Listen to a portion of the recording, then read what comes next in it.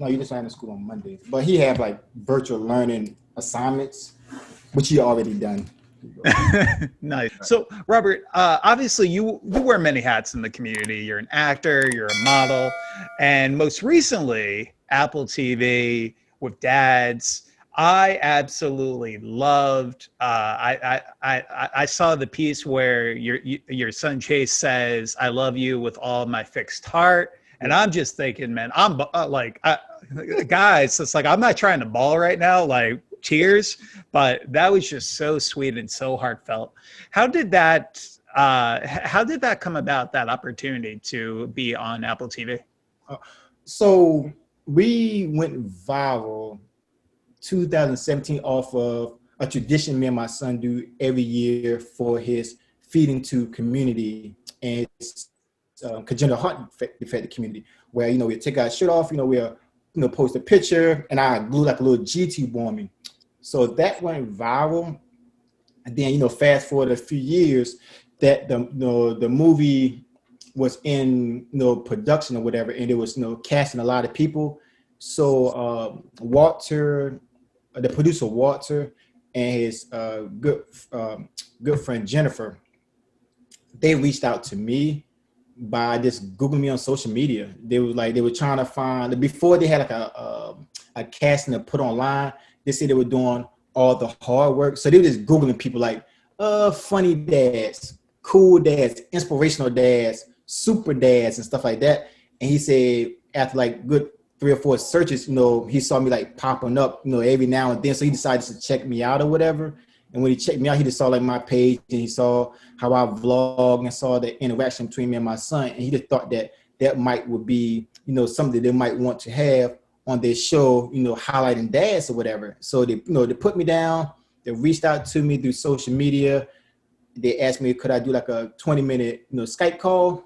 Sure.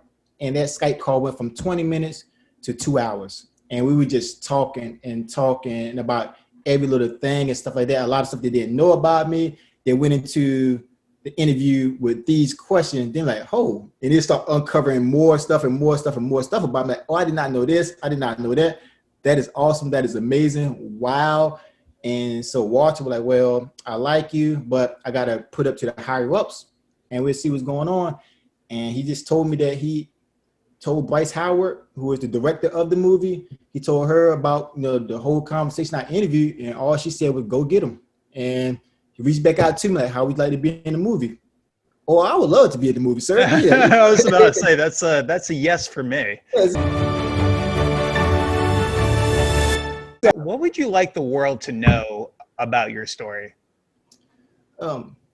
So the one thing I could take away from that answer is just, people are different in the world, and people can be, cruel to other people that doesn't have what we call normalcy.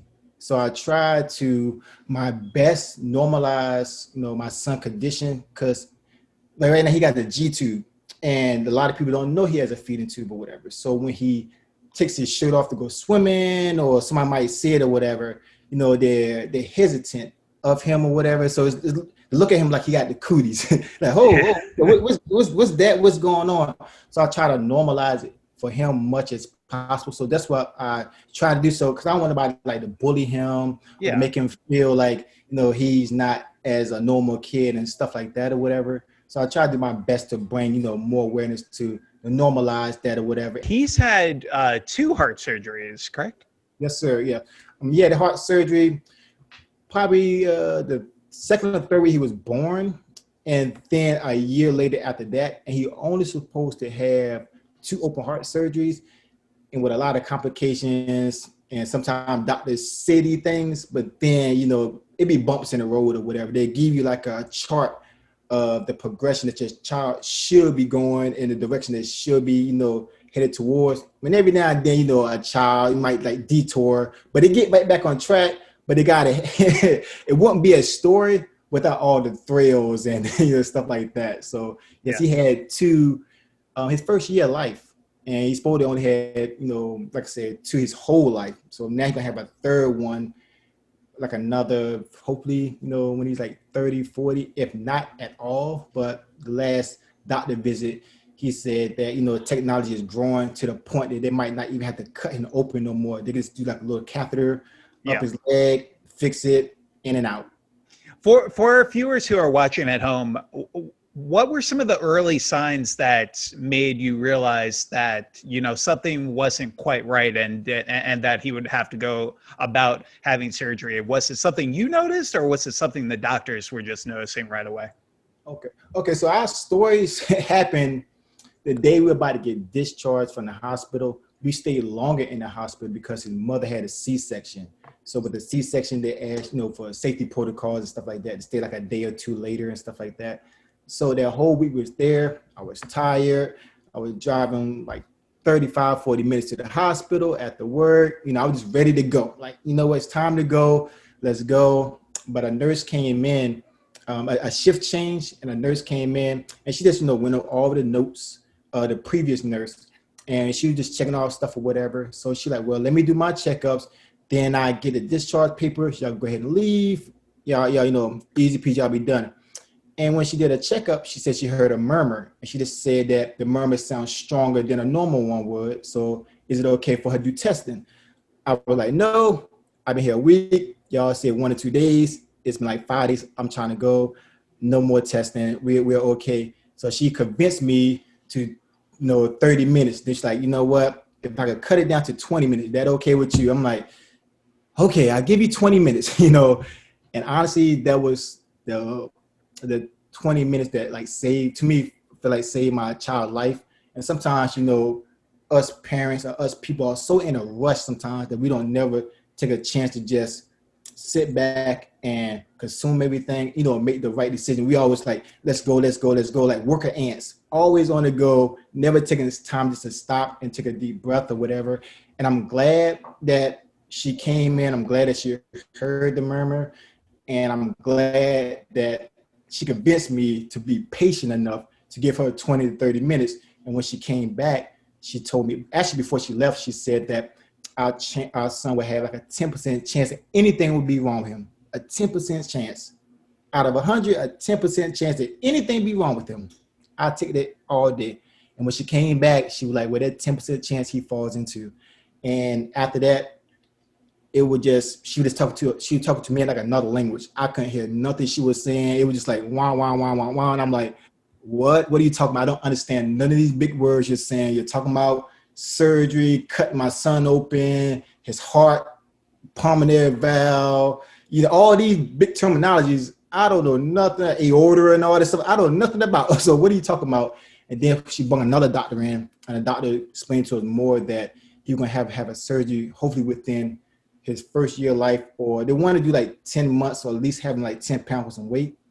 And yeah, he didn't make it that far. Within like a week or two, he had a bunch of complications.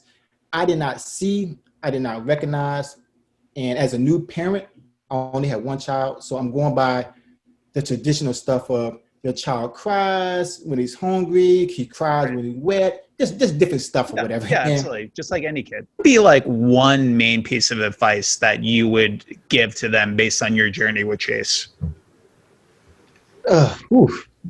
As a parent, they have a lot of books, like Will Smith said, manuals.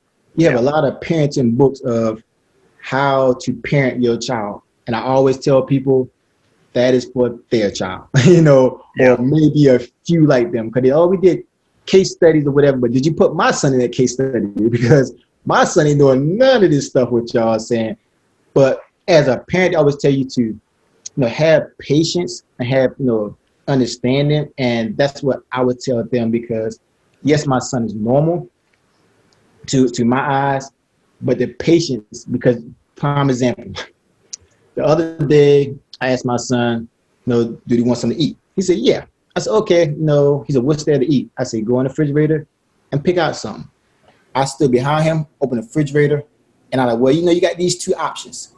He stood right there for a whole 2 minutes, just and the whole time I'm behind him, just pick one. He like, eeny, meeny, mighty, he messing up. Then he's starting over. I'm like, but you gotta have that patience. I try myself to have that patience of, you know what, just calm on down, just let him be a kid, just let him pick whatever, and if it's not like, get this, get that, hurry up and stuff like that. But I would just tell parents just to, be a little bit more patient, be a little bit more standing, and, engage more into your child, because the littlest things that you never know will lighten up a kid or whatever. Because if your child talk to you and you don't seem interested, then to them, what they're saying is not important.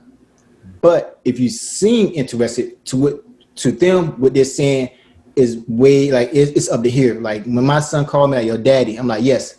To him, like, he's the attention, like, okay, he's focused on me. So that's what I would recommend. Yeah, there's no manual.